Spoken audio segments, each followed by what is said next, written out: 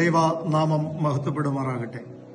ഒരു ഗ്രാമത്തിൽ ലക്ഷ്മി എന്ന പേരോടുകൂടി ഒരു വിധവ ഉണ്ടായിരുന്നു.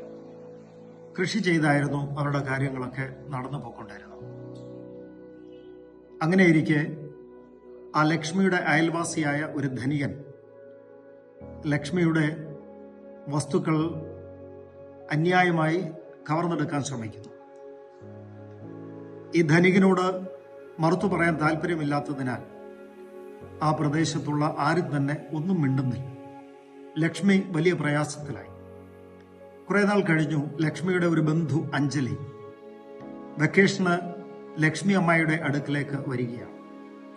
അഞ്ജലി കാര്യങ്ങളൊക്കെ മനസ്സിലാക്കുന്നു.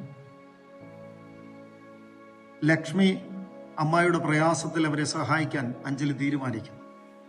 അഞ്ജലി ഒരു നിയമബിരുദധാരിയാണ്.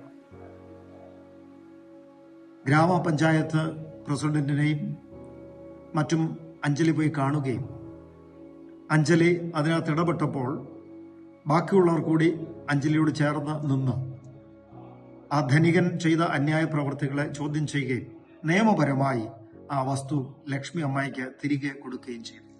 ആരോരും സഹായിക്കാൻ ഇല്ലാതിരുന്ന ആ അമ്മായി അവരുടെ ഭൂമി തിരിച്ചു കിട്ടിയതിൽ വളരെ സന്തോഷിച്ചു. പ്രോവർബ് 31:8-9 വാക്യങ്ങളിൽ പറയുന്നത് പോലെ ദരിദ്രർക്കും നീതിയില്ലാതെ ആക്രമിക്കപ്പെടുന്നവർക്കും വേണ്ടി ശബ്ദമുയർത്തുക. അഞ്ജലിയുടെ പ്രവൃത്തി അതാണ് സൂചിപ്പിക്കുന്നത്. നമുക്കും സമൂഹത്തിൽ അന്യായമായി പ്രയാസം അനുഭവിക്കുന്നവരെ നേരിൽ കാണുന്നതിനും സഹായിക്കുന്നതിനുള്ള മനസ്സുണ്ടാകട്ടെ. ദൈവം അനുഗ്രഹിക്കട്ടെ. Thank you.